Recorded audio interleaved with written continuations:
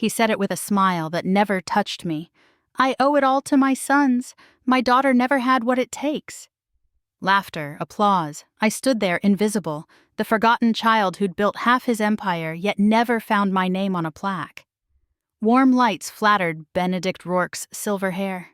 Cameras popped as Cal and Mason thumped his back like owners. I rose.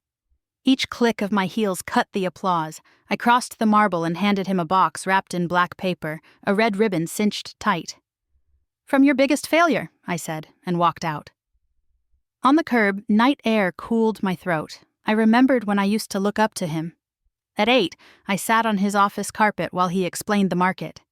He let my brothers jangle cufflinks. He passed me a calculator. "You're sharp," he said, "but business isn't for little girls."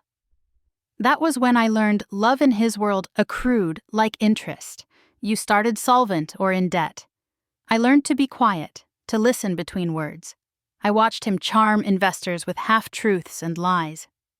When I graduated first in my class, he couldn't miss a board meeting. 2 years later, after Cal and Mason torched a startup, he wrote them a check and called it potential. The break came slower. I joined his company, worked double. He crowned me Chief Operations Assistant, a title that gleamed until I touched it. One night I opened a board folder. My name stared back. Reassign her duties. Detail-oriented, lacks leadership. Keep her busy, quietly phase her out. His signature looped beneath. Something in me went still. I didn't quit, I didn't confront, I began to plan. Planning looked like obedience. I brought coffee, booked flights, took minutes, and memorized everything. While he performed leadership, I harvested the receipts behind it. A maintenance invoice that hid a jet lease, a landscaping contract that paid a private fixer, a consulting firm registered to a PO, box in Belize. The shell companies linked like paper dolls, hands folded behind their backs. Cal's name appeared on a fisheries import, Mason on a medical device startup that never had a prototype. Offshore accounts opened and closed with tides I could chart. I learned passwords the way I learned his moods, by rhythm. He always added the quarter's initials. He liked palindromes. He trusted that nobody looked twice at perfect surfaces. I did. Night after night, I boxed the fog. Emails, ledgers, signed approvals, the pretty lies baked into quarterly reports. I built a lattice so tight a single pull would bring the chandelier down. He'd taught me the mantra, information is power, so I spoke it back in code. I sent timed messages from throwaway accounts to the audit committee. Small, undeniable irregularities, nothing that screamed. A week later, a sealed packet landed at the Securities Bureau. Transactions, custodial statements, a map, nothing traced home. When the retirement gala was announced, I tied the bow. A flash drive engraved with his initials. A readme labeled, "From your biggest failure." Inside, the ledger of his hidden kingdom, neat as his handwriting. At the ballroom, I delivered the box and left into the night's cold bloom. From my car across the avenue, I watched him open it beneath gold chandeliers. I couldn't hear the sound, but I saw the scream arrive, how his jaw misfired, how the applause frayed, how cameras kept flashing out of habit. He staggered.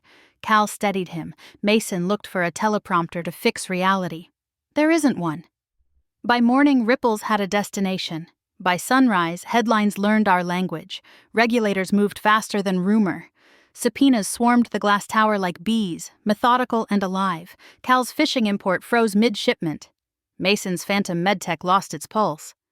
Benedict sealed his office, a general behind a ruined map. He called me 12 times. I let them stack. On the 13th, I answered.